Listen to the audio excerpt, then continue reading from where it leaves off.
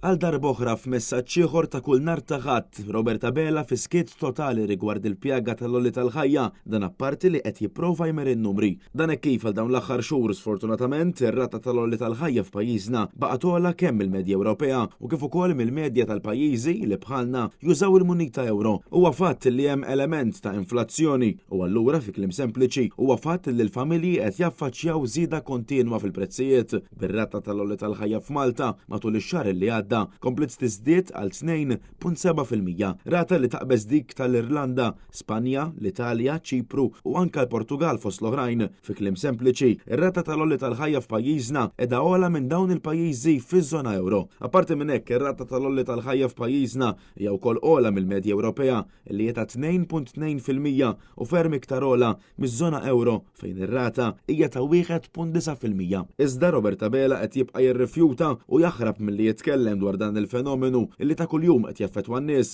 tant li qed ikompli jipprova jmer in-numri. Kieku ma daħħalniex miżuri strateġiċi biex indirizzajna l-inflazzjoni.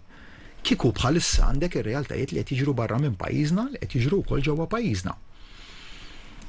Wattaqna 70% tal-manifest elettorali. Intant il-Partit Nazzjonalista propona bosta miżuri sabiex tittaffa din il-pjaga fosthom illi titneħħa t-taxxa minn fuq il-kola u li ħaddiema li jagħmlu l-overtime u l-part-time fuq l-ewwel 10,000 euro tagħhom ma jħallsux taxxa. Iżda Roberta Bela fi ftit aktar minn nofsija f'intervent fuq l-istazzjon tar-radju tiegħu għażel li ma jsemmi xejn u imer in-numri. Buħut anke jisħqu li jekk il-Prim Ministru qed jażel li jinjora din il-preokkupazzjoni aħseb wara kemm ser jagħtwa miżuri li jaħdmu sabiex ir-rata tal-lolli tal-ħajja f'pajjiżna tibda tbatti sabiex dawk il-100,000 ruħ li jinsabu f'riskju ta' faqar ikunu jistgħu bil-mod jirkupraw ekonomikament.